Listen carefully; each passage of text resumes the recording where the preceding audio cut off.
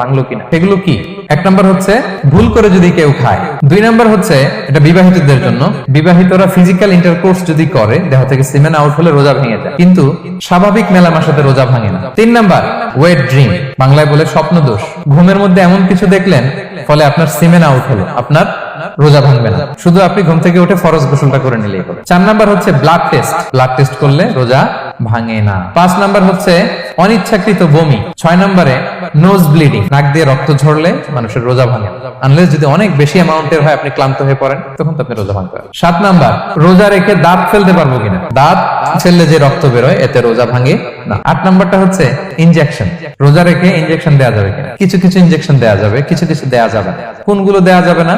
Energetic injection দেওয়া যাবে না, যে ইনজেকশনে ফুড সাপ্লিমেন্টারি আছে, যেটার মধ্যে নিউট্রিশন ভ্যালু আছে, এই ইনজেকশন গুলো দেওয়া যাবে না। কিন্তু পেইন কিলার যে ইনজেকশন গুলো আছে এটা দিতে পারবেন, অ্যান্টিবায়োটিক ইনজেকশন দিতে পারবেন, অ্যানেস্থেটিক ইনজেকশন দিতে পারবেন, এই জাতীয় মেডিকেশন ইনজেকশন গুলো দিতে পারবেন। 9 নম্বরে কিছু কমন ব্যাপার আছে, এর মধ্যে 1 নম্বর হচ্ছে টুথপেস্ট, রোজা রেখে টুথপেস্ট দিয়ে ব্রাশ করা যাবে কিনা, যাবে, কিন্তু না করাই ভালো।